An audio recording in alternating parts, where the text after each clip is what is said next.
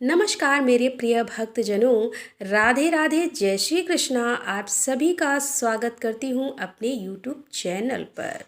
दोस्तों, आज हम आपको सुनाने जा रहे हैं नरक चतुर्दशी की 3 पौराणिक कथाएं और साथ में आपको ये भी बताएंगे कि नरक चतुर्दशी कब है और इसका शुभ मुहूर्त क्या है। दोस्तों, इस साल 11 नवंबर 2023 को दोपहर 1:52 पर नरक चतुर्दशी की शुरुआत होगी और 12 नवंबर को दोपहर 2:43 पर समाप्त होगी। ऐसे में नरक चतुर्दशी 11 नवंबर को मनाई जाएगी। नरक चतुर्दशी का शुभ मुहूर्त इस दिन शाम को 5:29 से लेकर रात 8:07 तक दीपदान का शुभ मुहूर्त बन रहा है। तो दोस्तों, चलिए सुनते हैं नरक चतुर्दशी की 3 पौराणिक कथाएं। दीपावली के 5 दिन उत्सव में धनतेरस के बाद नरक चतुर्दशी मनाई जाती है। इस दिन को छोटी दिवाली, रूप चौदस और काली चौदस भी कहा जाता है। इस दिन यम की पूजा, कृष्ण की पूजा और काली की पूजा होती है। इस दिन दक्षिण भारत में वामन पूजा का भी प्रचलन है। आइए संक्षिप्त में जानते हैं कि नरक चतुर्दशी की पौराणिक कथा क्या है। पहली कथा है, नरकासुर को भौमासुर भी कहा जाता है। कृष्ण अपनी 8 पत्नियों के साथ सुखपूर्वक द्वारिका में रह रहे थे। एक दिन स्वर्गलोक के राजा देवराज इंद्र ने आकर उनसे प्रार्थना की कि हे कृष्ण, प्राज्ञ ज्योतिषपुर के दैत्यराज भौमासुर के अत्याचार से देवतागण त्राहि त्राहि कर रहे हैं। क्रूर भौमासुर ने वरुण का छत्र, आदित्य के कुंडल और देवताओं की मणि छीन ली और वह त्रिलोक की विजय हो गया। इंद्र ने कहा, भौमासुर ने पृथ्वी के कई राजाओं और आमजनों की अति सुंदर कन्याओं का हरण कर उन्हें अपने यहाँ बंदी गृह में डाल रखा है। कृपया आप मुझे बचाइए। इंद्र की प्रार्थना स्वीकार करके श्री कृष्ण अपनी प्रिय पत्नी सत्यभामा को साथ लेकर गरुड़ पर सवार हो प्राग ज्योतिषपुर पहुँचे। वहां पहुंचकर भगवान कृष्ण ने अपनी पत्नी सत्यभामा की सहायता से पहले मुर दैत्य सहित मुर के 6 पुत्रों ताम्र, अंतरिक्ष, श्रवण, भीवावशु और नमश्रान और अरुण का संहार किया। मुर दैत्य का वध हो जाने का समाचार सुन भौमासुर अपने अनेक सेनापतियों और दैत्यों की सेना को साथ लेकर युद्ध के लिए निकला।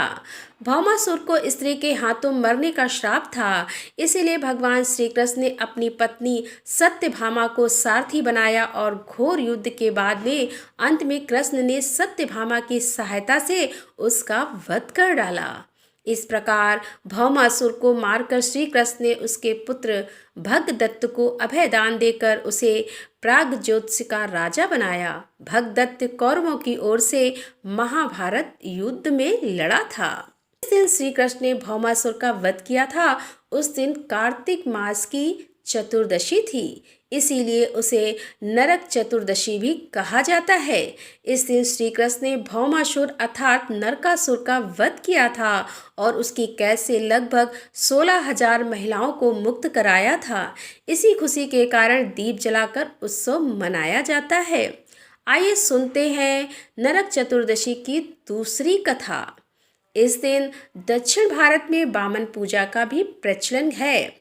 कहते हैं कि इस दिन राजा बलि को भगवान विष्णु ने वामन अवतार में हर साल उनके यहाँ पहुँचने का आशीर्वाद दिया था। इसी कारण से वामन पूजा की जाती है। दूसर राज बलि बोले कि हे भगवान, आपने कार्तिक कृष्ण त्रयोदशी से लेकर अमावस्या की अवधि में मेरी संपूर्ण पृथ्वी नाप ली है। इसीलिए जो व्यक्ति मेरे राज्य में चतुर्दशी के दिन यमराज के निमित्त दीप दान करेगा, उसे यम यातना नहीं होनी चाहिए। और जो व्यक्ति इन 3 दिनों में दीपावली का पर्व मनाए, उनके घर को लक्ष्मी जी कभी ना छोड़े। ऐसे वरदान दीजिए। यह प्रार्थना सुनकर भगवान वामन बोले कि हे राजन, ऐसा ही होगा। तथास्तु। भगवान वामन द्वारा राजा बलि को दिए इस वरदान के बाद से ही नरक चतुर्दशी के दिन यमराज के निमित्त व्रत पूजन और दीपदान का प्रचलन आरंभ हुआ। आइए सुनते हैं नरक चतुर्दशी की तीसरी कथा। तीसरी कथा यह है कि रतिदेव नामक एक धर्मात्मा राजा थे। उन्होंने अनजाने में भी कोई पाप नहीं किया था। फिर भी जब मृत्यु का समय आया तो यमदूत उन्हें नरक ले जाने के लिए आ धमके। राजा ने कहा कि आप मुझ पर कृपा करें और बताएं कि मेरे किस अपराध के कारण मुझे नरक जाना पड़ रहा है। यह सुनकर यमदूत ने कहा कि हे राजन, एक बार आपके द्वार से एक ब्राह्मण भूखा लौट गया था। यह उसी पाप कर्म का फल है। यह सुनकर राजा ने यमदूत से 1 वर्ष का समय मांगा। तब यमदूतों ने राजा को 1 वर्ष की मोहलत दे दी।